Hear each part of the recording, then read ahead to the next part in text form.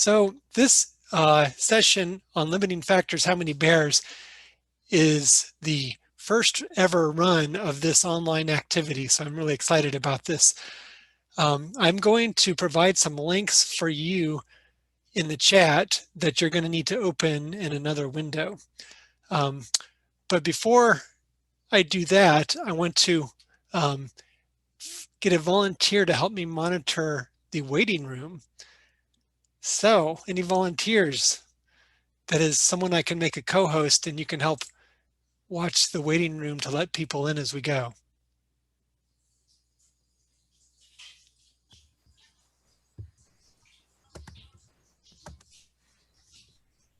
Mark, I can do that. Okay, thanks, Allie. Yep. All right. So I just made you a co-host. Appreciate it. This meeting is being recorded. So be on your best behavior. The recording should be available probably in about 2 weeks on the Association of Fish and Wildlife Agency's YouTube site. Okay, so first of all, I'm going to give you the link to the brand new Wild Learning Lab webpage.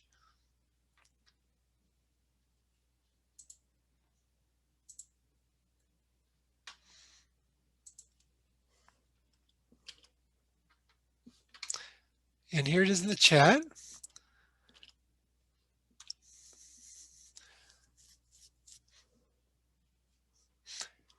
So if you could open that link in a separate window. And Allie, one thing that we're going to be doing is, and before I go on, Allie, you do go by Allie, is that right? Okay, just want to make sure my memory served me well. So as people come in, they won't be able to see the links that I posted earlier. So occasionally we can repost them. They probably won't need this link to the Learning Lab. They'll need other links, but this is just for people to get it, to see where these things are being housed for the activity we're going to be doing. If they come in much later, they probably won't need the link. Okay. So currently we have 2 activities posted. After this activity, in the next hour, we'll be doing Bat Blitz. We're going to be posting more in coming weeks. There's several under development. So for limiting factors, I'm going to go ahead and share my screen. And for now, you can look at the shared screen and watch how I navigate.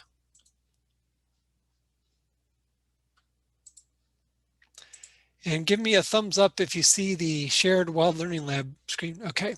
And so I'm going to limiting factors. Now here on this page, we have housed together each of the resources that you need to do the activity. And this is the same organization that will be used for all of the activities on this Wild Learning Lab Google site. Recommendation that when you use this Wild Learning Lab Google site, if you open it in Google Chrome and you're accessing the resources here and saving copies of them to a Google Drive, so using a Google account, which you can set up for free using Gmail, you can save each of these things, your own copies, to your own Google Drive, because to use them, you'll want to share them with your learners, your facilitators, your teachers, and they in turn will share them with students that they're working with. Okay, so for now, you can look at the shared screen, and you see in the shared screen that we start off with the activity overview. So in this case, we're working with an activity that's been adapted from the terrestrial guide, the Project Wild Terrestrial Guide. Upper elementary, middle school students are who this is ideal for. The second area here is in doing the activity. Think of it as a set of adapted instructions for online. It does not have all of the background, so it's intended to work hand in hand with the published version in the guide. You'll see that where my cursor is in the shared window, that these instructions, I can use my mouse to scroll down and see all the instructions, or I can use the icon in the upper right to pop it out. So if all went well, in the shared screen now you see it's filled up with the doing the activity document. Is that correct? Okay, so think of these like your instructions. And and so you'll want to read through these carefully before conducting the activity. I'll also say that with this activity and other Project Wild activities that have been adapted for online, it's good to practice them with people who can help you lead them later. And in some cases, you'll want to use breakout rooms. And so having multiple like co-hosts to help with that can be helpful. It's also a good option to conduct the activities without the use of breakout rooms and just have everybody in one room until you have enough people that know the activity well. So today, that's what we're going to do, is do the activity in one room. Okay, so I'm going to go back. I'm going to close this window and go down to the next screen, or the next bar on the page for this activity. So here is a link to the Flippity game we'll be using. Sometimes it's called a Flippity scavenger hunt. It's actually think of it as a quiz for how we're going to be using it. Flippity is an app that works well with Google Sheets, and Flippity creates online game boards. That is, they look like game boards with pieces that you move. That's how we're going to be using Flippity today. And every Flippity game is connected to a Google Sheet. And so this Google Sheet here, you see a picture of it, and you can also scroll through it to see the data in it. But just like the Google Doc above, for the doing the activity, this Google Sheet here, I can pop it out. Okay, and so you have access to all of these, and when you access them, they will be in the view only mode, and then you're going to make your own copy and put it in your Google Drive, right? So I have already made a copy of this that I'm going to share to you in a moment, so no need to do that now. So I'm going to close that. So we're back at the page on the Google site. Okay, the next resource we have is the How Many Bears game instructions. This is a Google Doc, right? Again, you can see it here, or you can pop it out, and then you can use the share button at the top to make your own to share it. Before you do that, you're going to go to the File menu, and you're going to make a copy. Hey, Mark. Yes. Just a quick question, kind of backing it up, that I didn't really understand, even though I was at the last meeting. The Wild Learning Lab, is this a public website, or is this just for coordinators? That's a good question. It's a strange place in between, and it's not just for coordinators. It's for anyone in the Project Wild network, and that means Project Wild coordinators, trained facilitators, or educators that have gone through training. It could also be educators that haven't had training that found out about it through one of those other people in the Wild network who want to try it out anyway, even though they don't have the book, and maybe they'll be interested in taking training. So it's just if someone gets the link to it, they can access it, right? Yes. Okay. However, that is the Association of Fish and Wildlife Agencies, at least for now, we're only promoting it through the Project Wild Coordinator Network. And so Project Wild state coordinators can then share it to their network, which is typically people that have been trained. Yeah. Facilitators can send it on to people they've trained, etc. We do anticipate educators that haven't had training will use it, and we likely have some today that have not had previous Project Wild experience. This is a good time for me to mention too that having had Project Wild training, including the book with the original activity in it, in this case, the activity limiting factors, how many bears, it will make the activity run more smoothly. But the activity can be done without it. You won't have, for one thing, you won't have all of the background information and all of the guidelines for assessment, the extensions, the STEM and the wild work. Okay, so in other words, all are welcome. And if you haven't had Project Wild training, go to projectwild.org and look for Get Training to find out how to get training in your state. All right, so this next section, the game instruction is this Google Doc. So when that pops out, it looks like this. And this will be a document that you will also share, but before you do, you're going to have to edit it a bit. I'm going to share with you all a version of this that I've already edited, where I've dropped in the link to the Flippity site here that will take you to our Flippity game board for today. And I've put in down here under step number 1, the link to the How Many Bears recording sheet that we will all be using. Okay. And so when that recording sheet, that data sheet will look like this down at the bottom of this page. Okay. Now, for now, you can close up the Wild Learning Lab site, but know it's there. You might want to make a note or copy and like maybe email yourself the link so you can go back to it later. You won't need to access the master documents that are on the site for now because I've made copies for today that I'm going to share with you.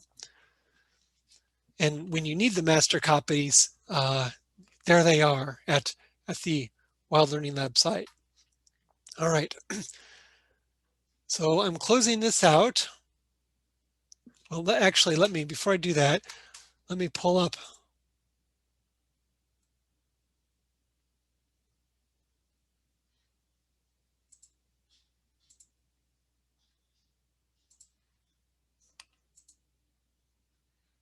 Okay.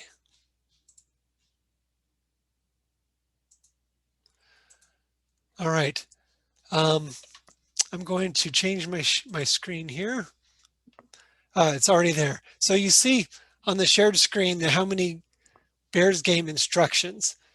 This is one that I would like you to open up in a separate window. So to do that, I'm going to click on my share button and I can check that anyone on the internet with this link can view it, right? So that's how I want it to be, so you can view it. I'm going to copy the link and I'm going to paste it in the chat.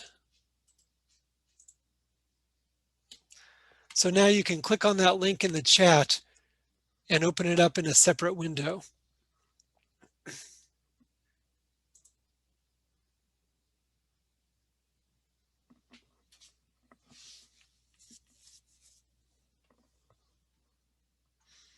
Now I'm going to share with you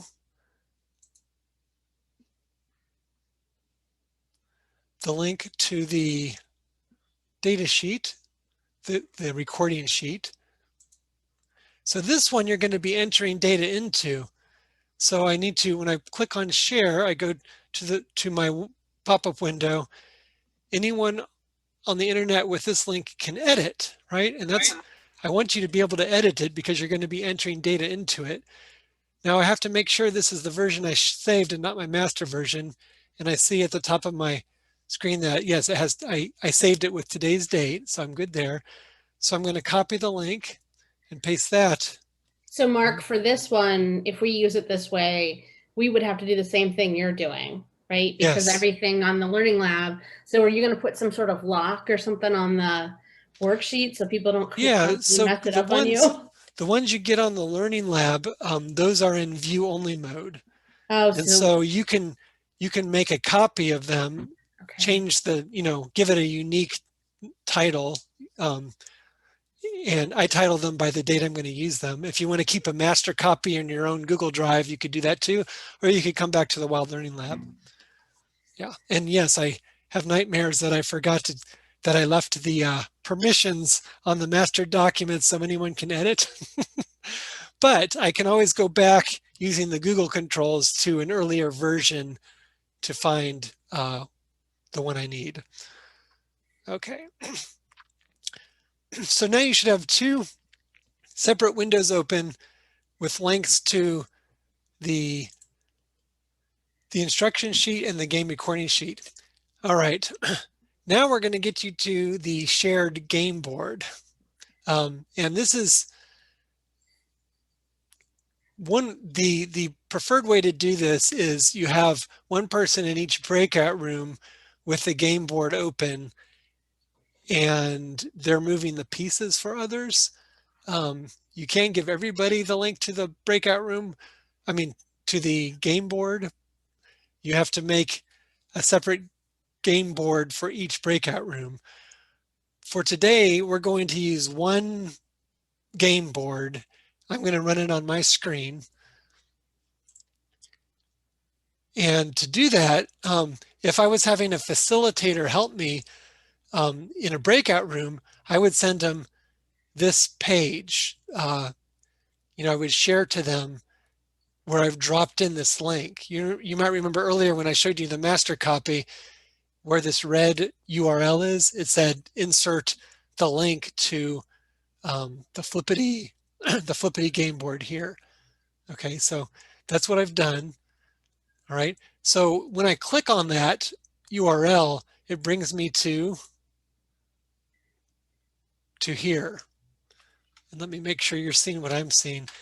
What I'm seeing is a game board with pieces. Is that okay? All right.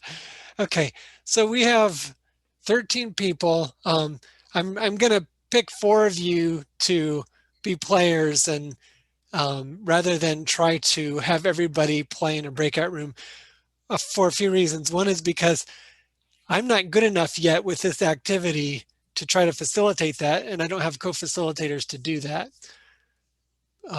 So we're going to do it all together. So I'm looking at my screen, and I'm going to pick the first 4 people to represent here. And let's see, I'm going to pick, and you don't have to do much, but I'll say Amber, Karen, Allie, and Maggie. Does that sound good? That's what you get for having your video on. So thank you, by the way. All right. So actually, so for you 4, let me try to go ahead and share that link. So I'm going to go share. I'm going to change this to edit.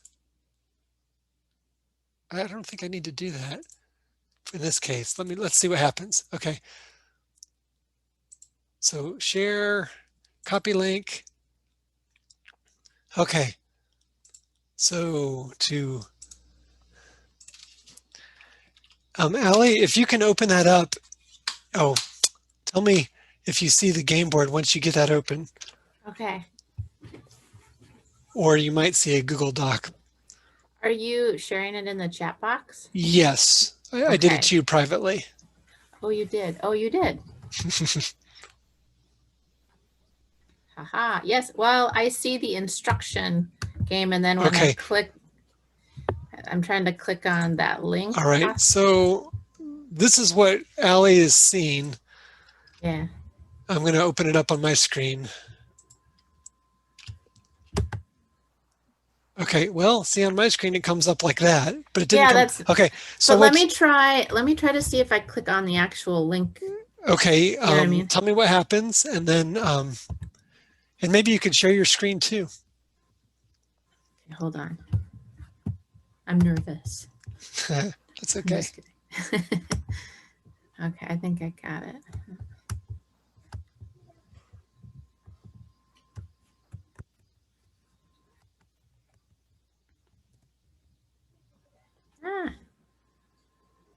Okay, no, I didn't.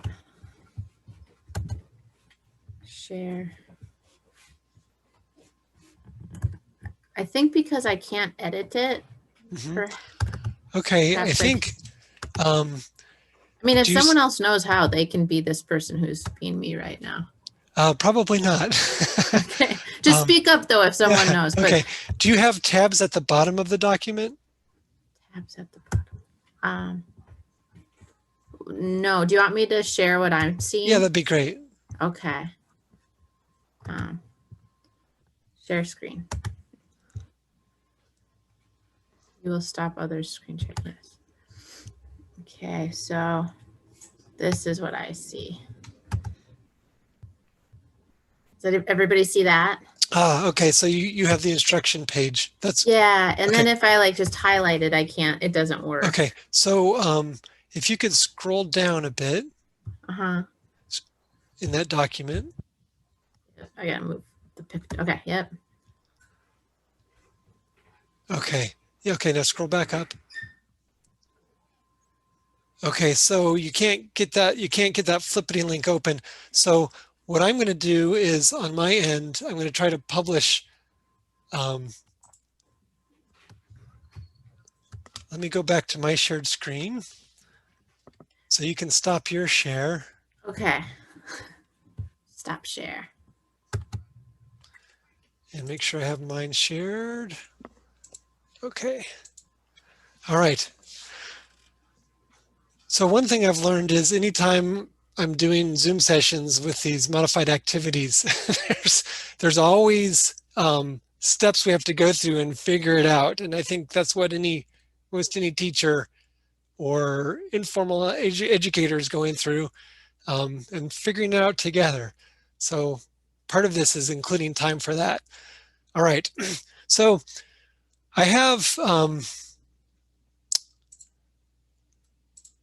let me find the document I need here. Okay, this is the Google, and I think, can you see a Google Sheet now open that has a blue bar at the top on the screen, on the shared screen? Okay, so this is one of those Google Sheets that you could access from the Wild Learning Lab site for this activity.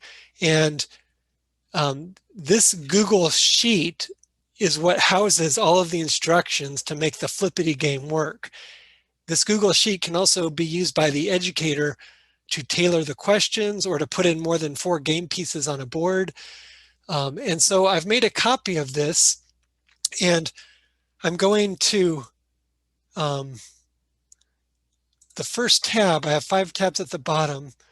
So there it tells me what each of the cards says in the card deck.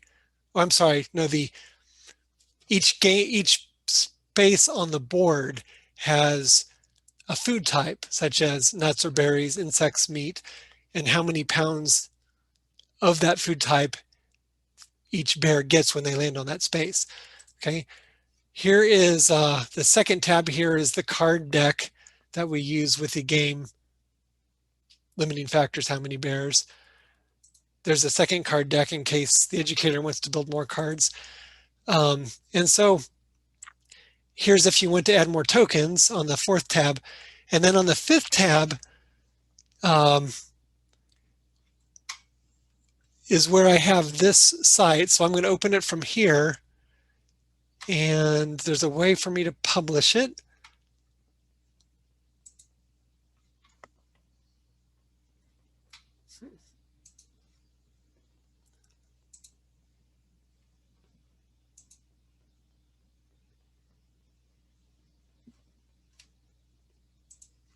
Go back here.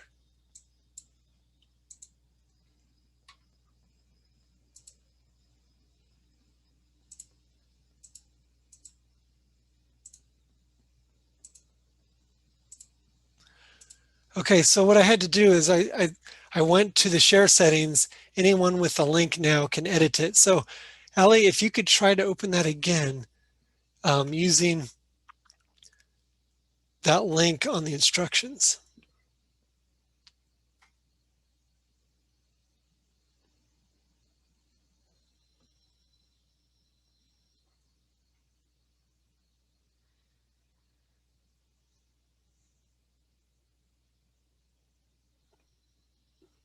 Are we all just trying to get to the board? Yes, I mean, eventually, yes. Okay. It worked. All right, so Ali, can you share your screen? Yep.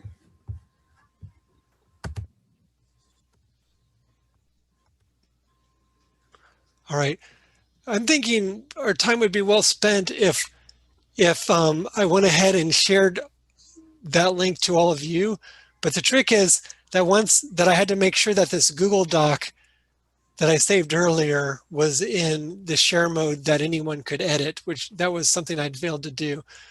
All right, so now I'm going to drop this one into the chat.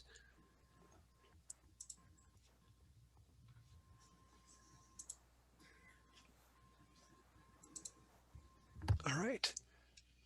So you can now check the chat. And here is the third window. And if you're working off a laptop, my sympathies. But if you could open yet another window to access this game board.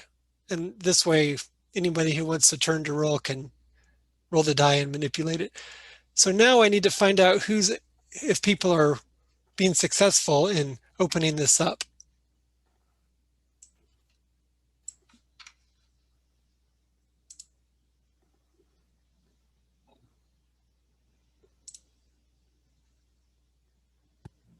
I'm trying to figure out how to see the chat box when I'm sharing my screen. I'm sorry. I just turned off your share. Oh, good. So Okay. That might help, but that does help. Sorry, amateur hour here.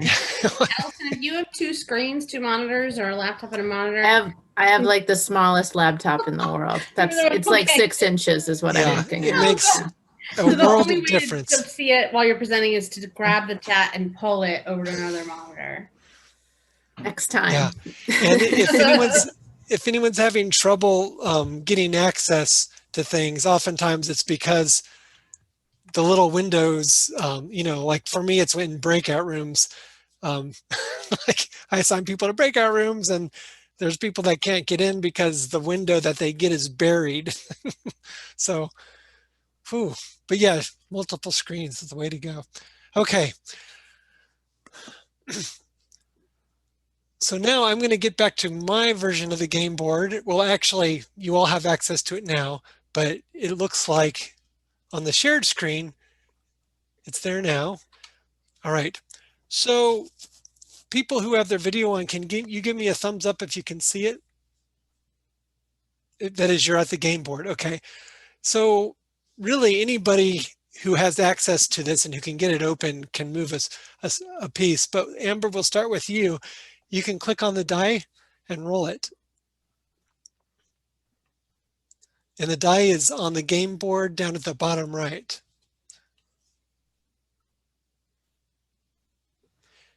So, so one thing, you're muted, Amber, but another thing that's probably going to be tricky is if you're looking at the shared screen, that you won't be able to roll the die from there, but if you can get the game board open in a separate window that you can access directly, that's where you can roll it. Does that make sense? Yeah, so mine's on my second monitor and I rolled a 5. Okay. Okay. So move your piece 5 spaces.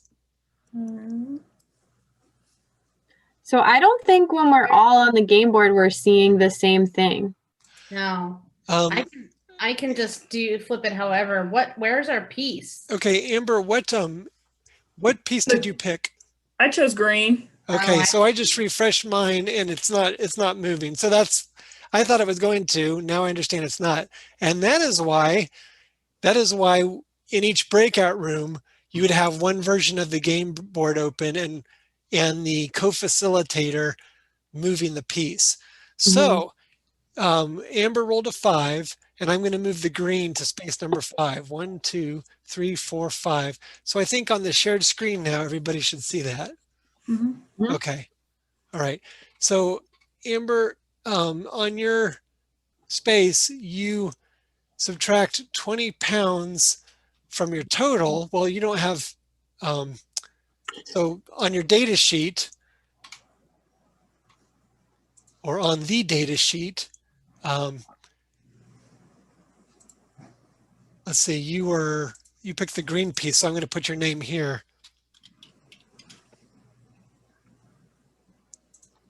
And for now, we're going to put minus 20. So you're in the hole. Skipped lunch. All right. So going back to the Flippity board. All right, so next up, Karen, I'll roll the die for you. And what color would you like? I don't care. You're red. Okay. And so I'm going to click on the little eye in the upper right section of the game board square to see what kind of food you got and how much. You've just found 10 pounds of nuts. So you being a bear, that is, found 10 pounds of nuts. So back to my recording sheet.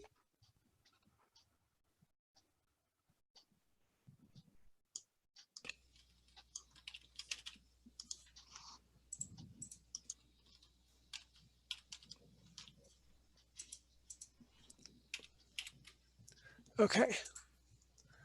All right. Onward. Allie, what color are you? How about orange? Okay. All right. I roll the die again, a 1. All right. So we know that you also have 10 pounds of nuts.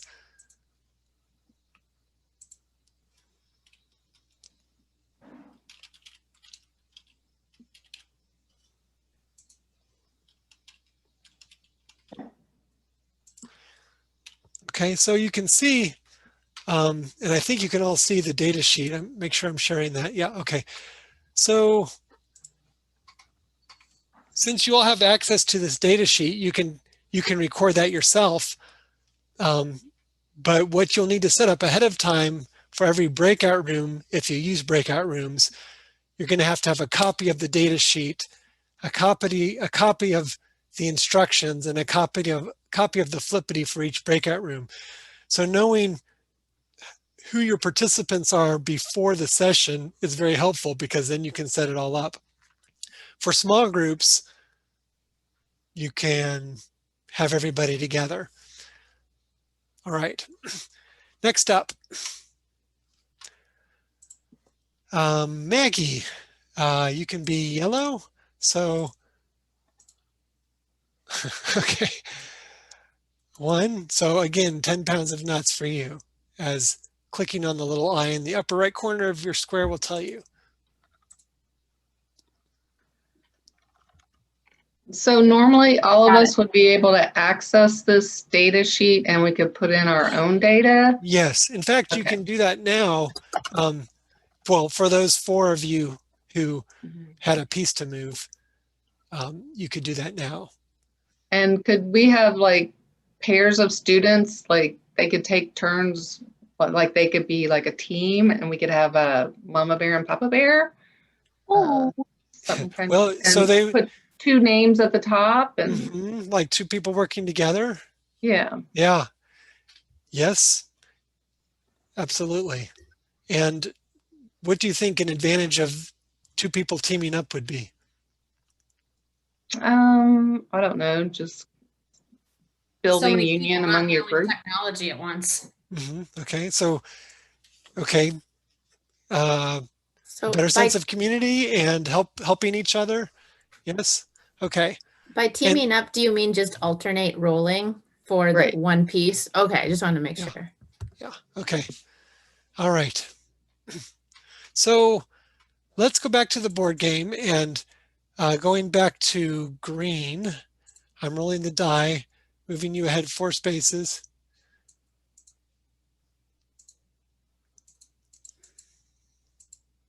We have a broken link for number 9. Oh, there it is. Okay.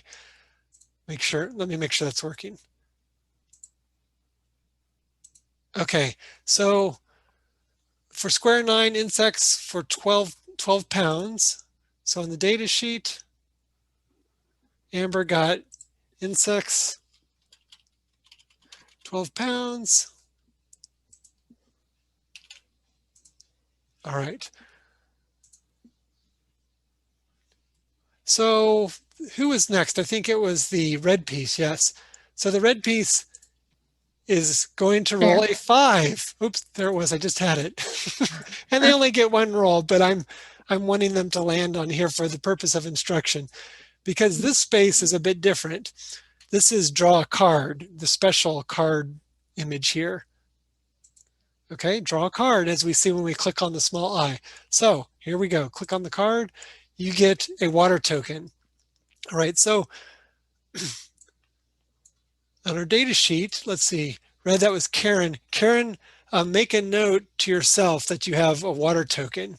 Okay. And one way to do that is you could, it doesn't say this in the instructions, but you could type it here. You know, special notes. All right. So basically you're holding on to that card. All right. Moving on.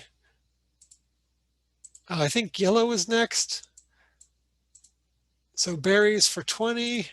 Got it. Okay. And then orange, 4 spaces. Okay. So when I click on the eye, nothing's coming up. So I'm going to click somewhere else and then click back on it. There it is. I don't know why that is, but subtract 20 from your total. Okay. So what would subtracting pounds of food represent in the ecosystem for bears trying to get enough calories to survive? What is going on with this bear? Any thoughts? The food availability for whatever it is he'd be eating that season is not available. Okay. A bad nut year. Yeah, right. Okay, that could be a reason why they don't get, they're subtracting 20 pounds here. All right. So now I'm going to, we're going to pause the simulation and I'm going to steer you towards the instruction sheet. And I'm going to change the shared screen.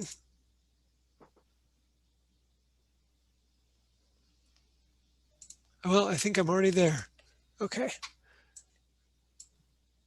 So this again was the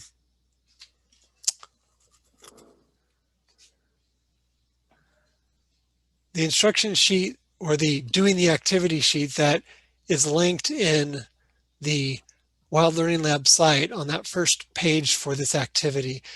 And so, you know, the links to the master copies are built in here, but you're making your own copies, so be careful as you're using these. So what you need to copy is laid out here in the Getting Ready tab. Okay, under conducting the activity, several of these Wild Learning Lab activities will have these instructions that can be used as scripts when you're giving instructions to people as they're getting ready. So for example, in step 1, you'll want to give an overview of what you'll find on the game board, which we skipped ahead, but the possibilities, as you can see, are nuts, berries, insects, meat, and plants. Okay, and this is also the opportunity to ask participants, what kind of foods do you think you'd be searching for as bears? And now I want to jump into number 2. And this gives the instructions for using the breakout rooms. And again, having a facilitator determine, predetermined for each breakout room is necessary. And each of those co-facilitators will have access to the shared game board. Okay. If you can get 4 per room, that's ideal. You can add more. You just need to go in and add another game piece in using the Google Sheet. And let me open that up to get a look. So I'm going to change my shared screen. Okay, and so this is, again, the Google Sheet called the Flippity How Many Bears Google Sheet. And it has these tabs at the bottom. And the 4th tab is Materials. All right, and so it has 4 tokens built into it. Now, you could add another token by pasting in here. Actually, let's see, I think this works.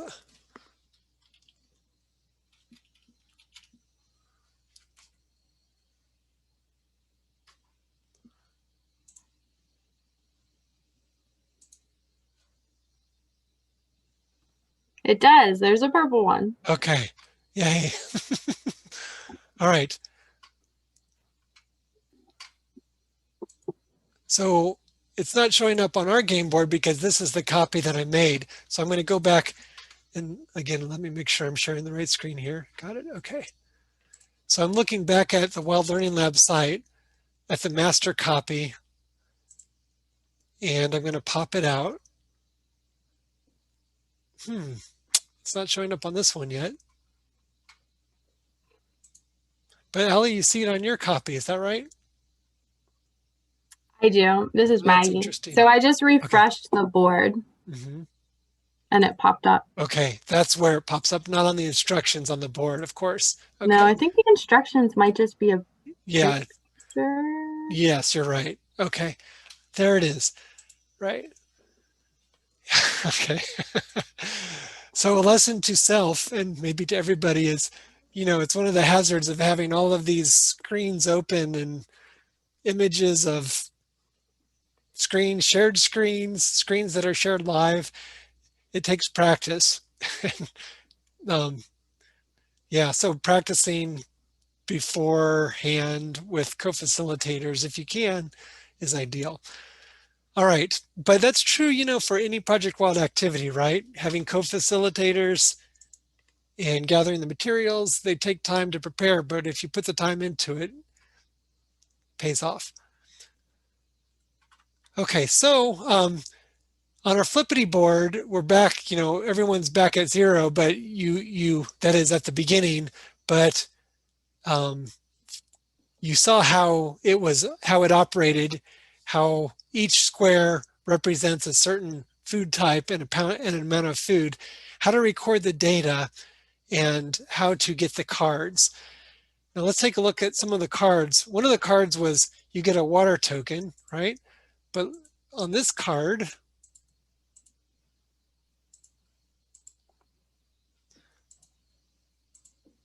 are they all? Okay, so another card a student might get is you got into a close call with a porcupine and got quills in your eyes. Move ahead 10 spaces and skip a turn. Another card is you are a young male bear who has not yet found its own territory. Last week you met up with a larger male bear in the big bear's territory, and before you could get away, you were hurt and cannot hunt. Take away 10 pounds of berries from your total. Okay, so you could think of it as take away 1 unit of 10 pounds of berries from your total, right? Let's look at another card. Okay, there's another water token. So following the procedures in the activity that's published in the Project Wild Guide, when students get to the end, they add up their points, and then they can determine whether they survived or not based on how many calories they have. And you can also then ask, okay, who got a water token? And if you didn't get a water token, well, those bears didn't survive either, but they may not have known that ahead of time, right? Also, you can find out who was the person who drew the card that had a bear suffer from an injury that caused them to be blind. And when you go to your data sheet, which I think is now shared again, yes, it might be that Amber became the blind bear. And Amber, as a blind bear, you lost some tokens. I think it was -10, or you lost some food, right? one bear is a mother, and the cards that are drawn will allow one of the participants to be the mother with cubs, so Allie, that might have been you. And you're going to need to get twice as much as everyone else to survive. Okay, so I'm going back to the instructions page here. And here is what is needed. And this is what I'll share with you all is you're going to compare the percentages, or you're going to compare the amounts of food that each of you received. You'll add it up and see how many each bear got, and how many you need for survival. Okay, so I can do that by pasting this in the chat.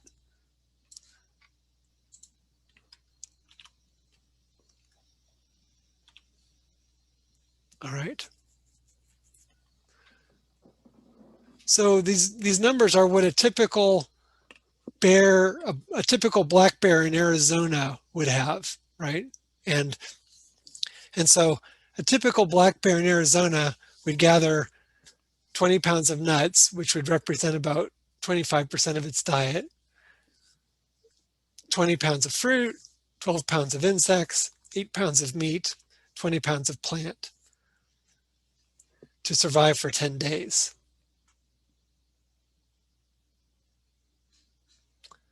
All right.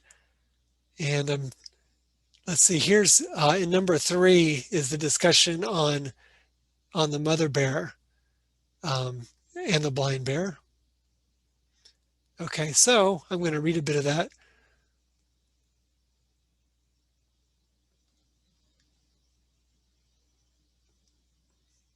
I'm trying to see with the mother bear. Okay, so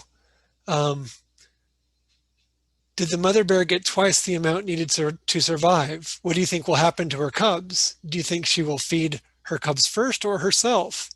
Why or why not? What would happen to her if she fed the cubs? What if she ate first? If the cubs die, can she have more cubs in the future? Okay, so these are questions drawn out of the original activity, right?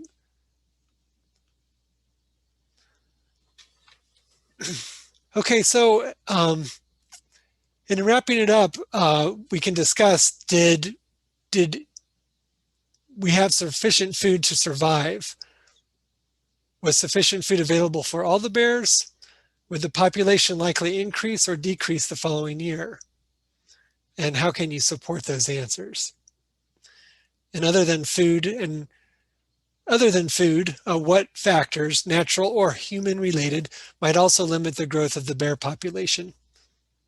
Well, let's answer that now. Okay, other than food, what would limit it?